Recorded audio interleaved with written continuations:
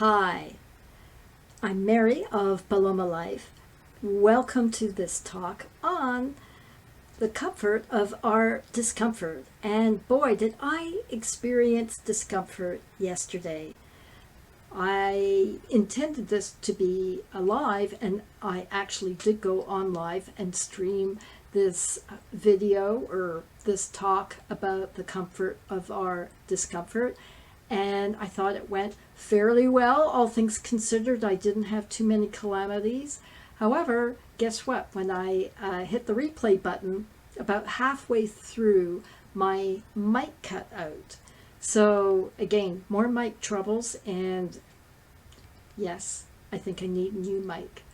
But again, while it was frustrating and irritating because already I had discomfort that day, and I was even doubting whether I was going to go live. I thought maybe I should record this, maybe I should postpone it, but I decided to go ahead. And that was because I had received some medical news from family and friends, and I thought I needed the time to absorb this. And I told myself, wait a minute, this whole video or stream, as it was intended to be, is about our comfort zones and how we push the boundaries out, take action, and get into that productive zone that we so want. And so I said, well, I can't very well postpone it, given that I have to be authentic to the topic, which is getting used to your discomfort and pushing those boundaries anyways. There you have it. This is part of life. You're always going to have bumps along the way, but it shouldn't deter us from what we want to achieve, our goals and our objectives, and just sort of testing ourselves about how far we can go and how far we can challenge ourselves with relative, or what they call optimal, anxiety. So we'll talk about that a little further. But first, I want to explain why I decided to do this topic live and now recorded for you.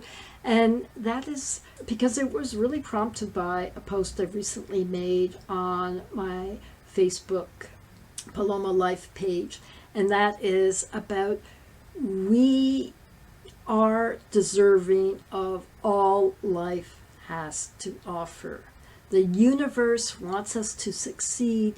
The universe wants us to be at optimal health, at optimal productivity, with all the abundance we want in the world, and to live our lives fully and well. We all are deserving of this. It is our birthright. Many of us have been weighed down by traumas or limiting beliefs, depression, anxiety, stress, whatever. And over a period of time, many of us end up thinking that we are not worthy. We are not deserving of all life has to offer. And I really want to impart this message to you today above all, is that each one of us is deserving. Each one of us is worthy, and we deserve all life and the universe has to offer. Let's start talking about our discomfort and why we are so comfortable with it. It seems sort of counterintuitive. Why do we hold on to things that have been festering inside us, have been weighing us down, have been preventing us from taking action, things that we resent, that we hate, yet we cling on to them nonetheless? And the reason is that they offer us a sense of security and control because of their familiarity, and they have a low-grade anxiety that we've learned to deal with. Another thing I wanted to suggest is that our discomfort over a period of many decades, over our lifetime of experiences and challenges, becomes so ingrained in our identity that we can't imagine a life without it. We spend so much time ruminating, and our traumas and our limiting beliefs and our anxieties are on a loop in our heads. And we can't imagine a life without that focus, with feeling free and emancipated from all of that. So I do imagine this to be a series of tips to start challenging yourself to start taking action. And I will be addressing that issue of identity and how we can get over the hump and start visualizing a future for ourselves without anything dogging us down. What stops us from taking action? Well, we've covered this a little bit about the familiarity we have with our discomfort, but let's go into what type of discomfort we may be experiencing. And again, just to clarify that everyone's comfort zone is going to be very different. Some of us are going to be having very small challenges. We have a relatively big comfort zone, but there's maybe some minor challenges that we are facing. Others have very big ones, including, for example, trauma, shame, depression, anxiety, and guilt. Many of us have experienced this, obviously, to a bigger or lesser degree. But some of these can be very much entrenched and difficult to unpack and move forward. But again, I'll be offering some general tips on taking those initial steps. Again, our comfort zone, big or small, is where we feel safe, in control, and with low or optimal anxiety.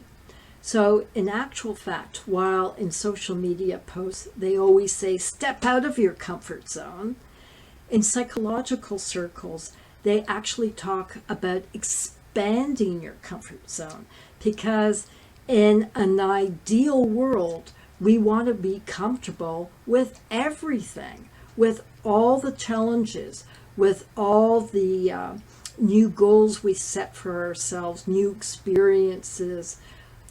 We want it all. So it's a little bit of a mental twist on what we normally hear about comfort zones. We don't want to step out of them, we want to expand them. A small comfort zone is one where the number of things you're comfortable with are small and few in number. So that gives a little bit more clarity on what I was talking about comfort zones. So in a large comfort zone, as I mentioned before, you're comfortable with a full range of situations. Also, that COVID, 2 years of dealing with a global pandemic, unprecedented in modern times since 1918, has reduced our comfort zone even further. So I think this is a very timely talk. Pushing our comfort zones out, pushing those boundaries out, means dealing with anxiety and loss of control. And that's the fundamental reason we are hesitant about taking action, because we know inwardly that it means taking a chance with the unknown, and that assumes a certain amount of risk, and it definitely assumes an increase in our anxiety levels and a very scary loss of control, because again, we're leaving our familiar area and plunging into unknown, uncharted waters. So we're going from a relative smooth sailing to choppy waters. What we don't want to do is to take a quantum leap from our comfort zone to a panic zone.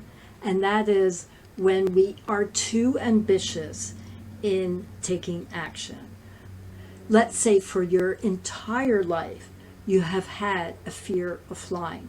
And then one day you decide that you're going to parachute out of a plane. That would put you in a panic zone. So we want something way more manageable, bite-sized action that will move us forward, but with, again, a bearable amount of stress and anxiety and a loss of control. We don't want to go whole hog. We want to take steps that lead us maybe to that goal, but in a more measured, graduated way. The other thing that dogs us in our discomfort are limiting beliefs, feelings of inadequacy, not enoughness being chief among them.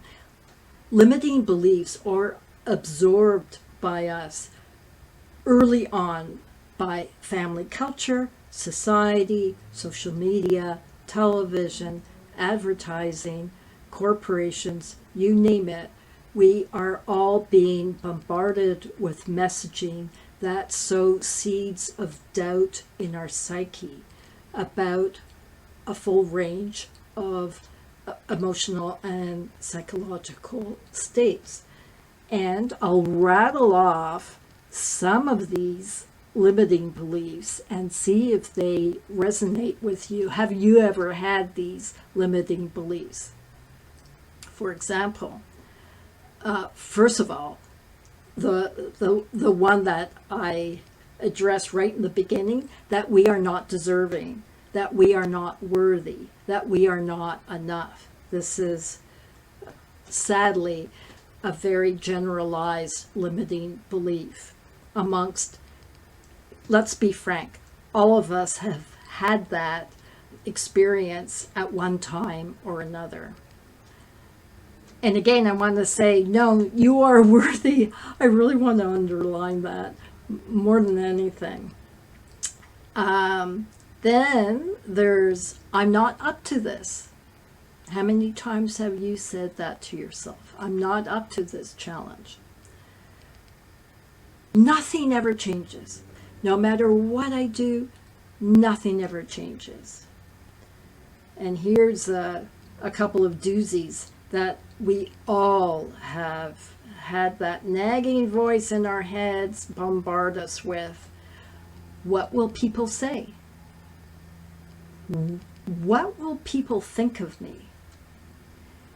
And again, there's nothing worse than comparing yourself to anyone else. And by that I mean, really, we are all on our own personal journey. We cannot compare our journey, our life, with anybody else's, even our loved ones. We are all on a different path. We all have different values, different histories, different aspirations, different goals, different mindsets, different experiences, different skill sets. So there's absolutely no way that we can compare ourselves with others. You're on your own journey. Compare yourself to you, and that's it. Will I be taken advantage of? And that can often actually happen with a fear of success as well, which we'll talk about in just a few minutes. And that is, if I do push my boundaries out, take that step, or succeed in ways I didn't imagine, will I be taken advantage of? Fear. Fear is such a monster.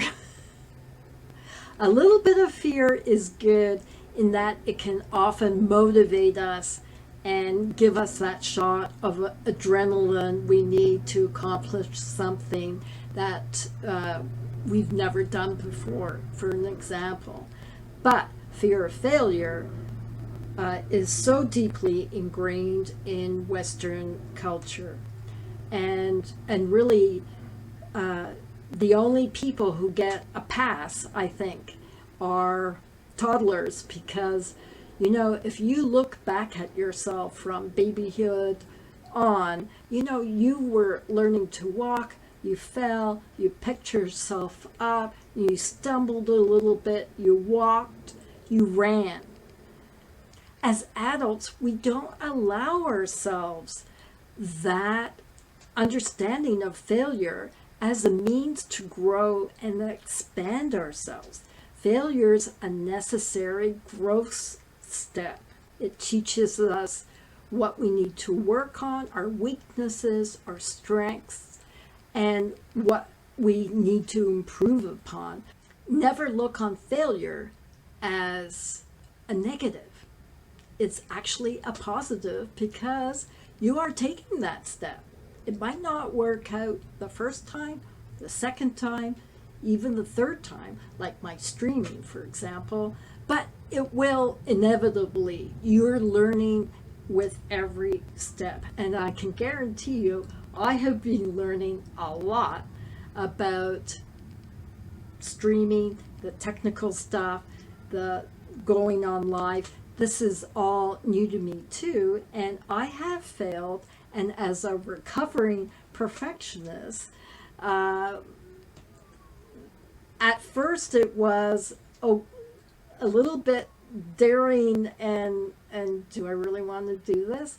But you know what? It's fun, it's exciting, and I have completely adapted to failure, because it's almost a given with streaming. So there's a lot of latitude for failure. So that's the good thing in my case.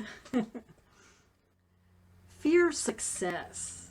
This is another one that might be counterintuitive. Why would we be fearful of achieving our goals?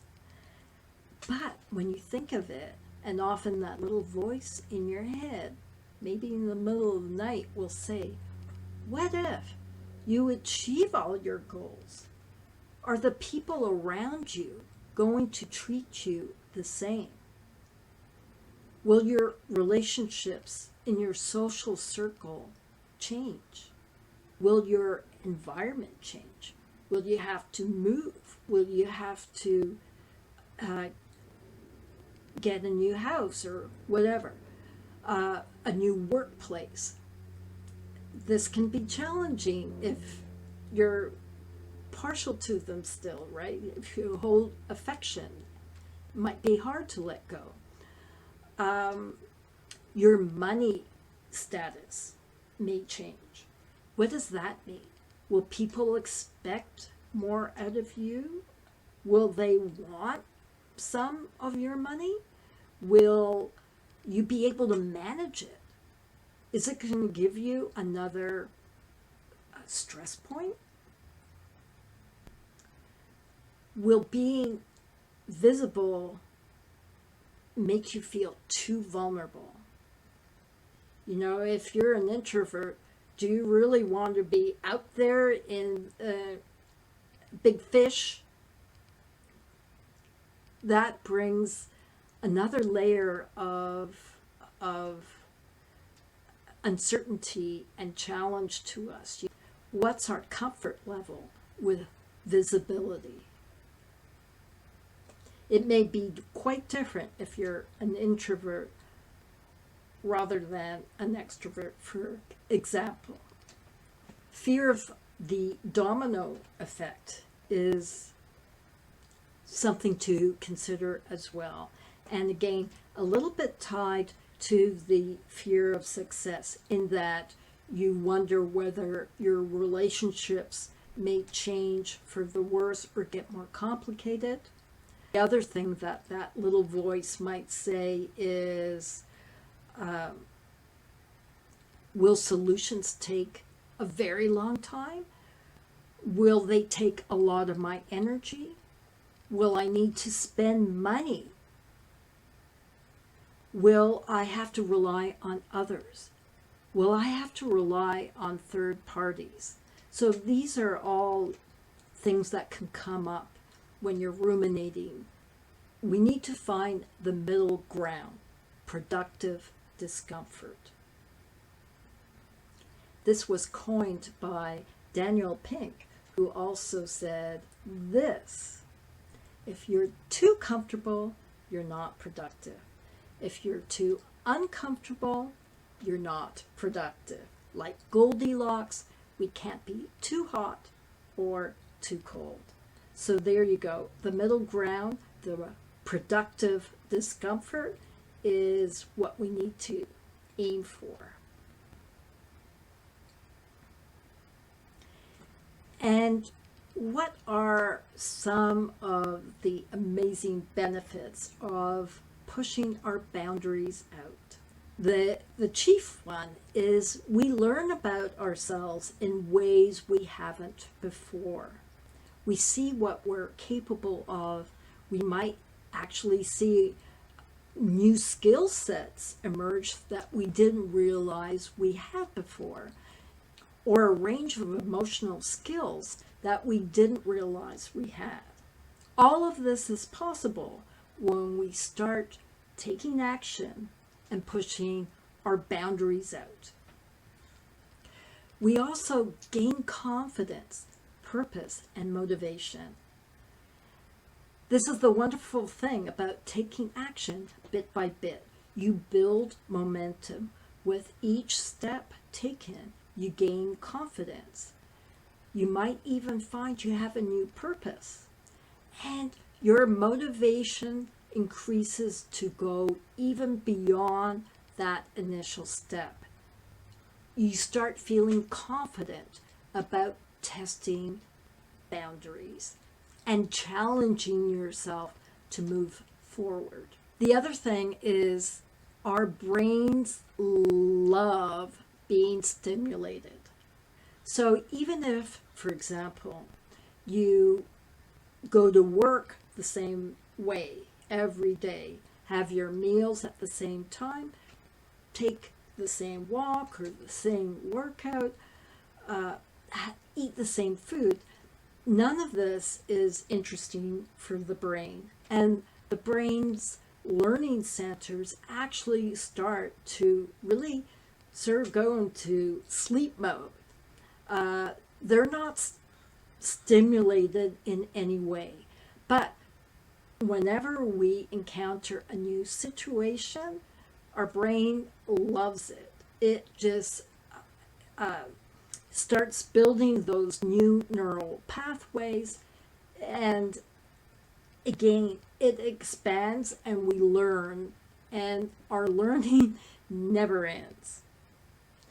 And the other thing that happens with taking action, of course, is opportunities and possibilities may suddenly present themselves to you. Things that maybe you never even imagined before. It's a positive domino effect. And again, by lifting ourselves up, we lift others in our life. When we start taking action, the people around us notice. And often they may want to emulate us. So again, it's very much like the butterfly effect. When we improve ourselves, that is magnified to the people around us. Change, of course, is never linear. So whenever we push into the productivity zone, it's not going to be smooth sailing. Not all the time. It's going to be choppy sometimes as life's bumps and contrasts and that nagging voice in our head that will regurgitate all those limiting beliefs will challenge our resolve and motivation and confidence levels.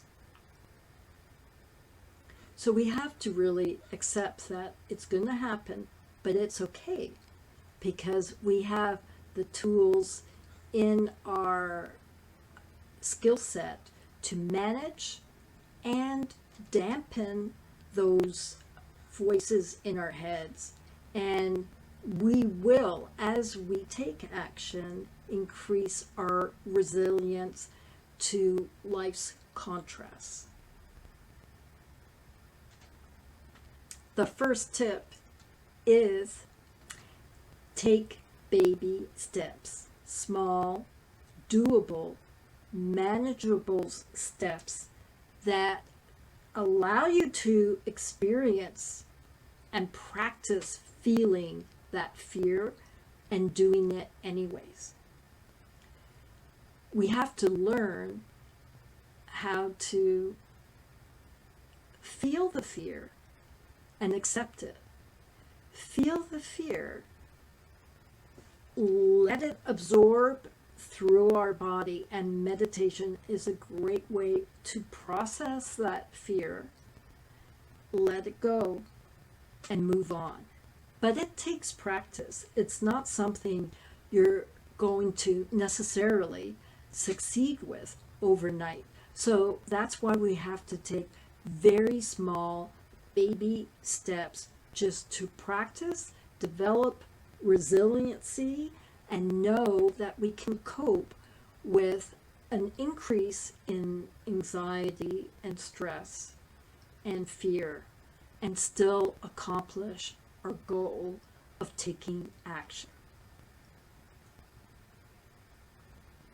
The other wonderful thing about baby steps is you start developing it as a habit. You create a momentum of positive change. With each step taken, even if it might not necessarily lead to the outcome you are expecting, but you have taken that step nonetheless. The outcome almost doesn't matter. It's just taking that step feels so good after. You feel that you have accomplished so much, and you've accepted the fear, and you've met the challenge of taking action. Each time you do that, you gain confidence, you gain a momentum of positive change, and you increase your coping skills with fear. And in so doing, you become very adept at starting to moderate those voices in your head. You develop a self-awareness, so when that little voice pops up, you can moderate it. It's like self-coaching. You can question it, saying, is that a perception or is that reality? Again, every time you take those steps, you are contrasting the step you're taking with the perception in your mind before taking it, in your imagination, as you perceived it.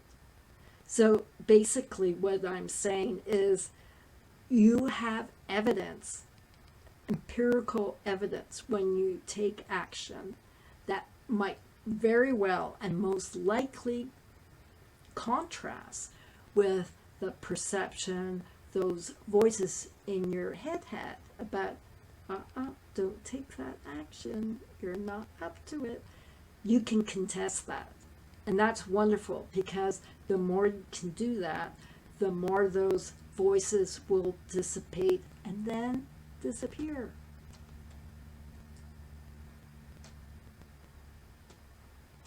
And that, of course, builds our resiliency. We realize that we do have that internal mental fortitude and strength. We do have that courage. We do have that capacity to change and push our boundaries out, challenge ourselves in new and exciting ways, and adapt to whatever life throws at us. So you can see how exciting this can be. More confidence, more resiliency, more self-coaching, those limiting beliefs that your voices nag you with on occasion. And again, we realize that we have everything it takes to adapt to changing situations, positive or negative, and getting a bigger, wider, wonderful comfort zone where we become more comfortable with a whole range of situations and circumstances. And again, it builds a tolerance for failure. So when we start taking action, and I can testify to this, it's not going to be clear sailing. And we're going to mess up, as I messed up yesterday. Not once, but twice. But we accept it as a way of learning and growing and improving ourselves. And that's key. So it's a-okay to fail, as we've already mentioned. It's the way we end up succeeding. And how many times have we heard about Edison, who failed and failed and failed again and then succeeded? Every elite athlete, elite scientist, elite professional in any field will tell you that the only way they got there was by failure and learning from it, adapting, expanding their knowledge, expanding whatever skills were required to get to that next step. We can all do this. I feel it's super important to reward every baby step we take. And why is that? It's because our minds are really wired for negativity. We basically have in our DNA 3 emotional responses: flight, fight, or freeze. And freeze, of course, is what happens in our teeny tiny comfort zone, and we are too terrified to take action. For example, let's say you give a speech. 99 people will come up to you and say, "That was amazing. I learned so much. That was terrific. Thank you, thank you, thank you." But then there's that one person who will say, "That didn't do anything for me. I really didn't like it." Which reaction will your brain be glued on? I can guarantee you it's that one negative voice. And of course, we have this in our DNA for our own self-protection, for those predators that were coming at us. But our minds always grab onto the negative, and we sort of like, "Oh yeah, I did that, I accomplished that. Yeah, well, that was sort of expected from me anyway, so what's the big deal?" No, no, no.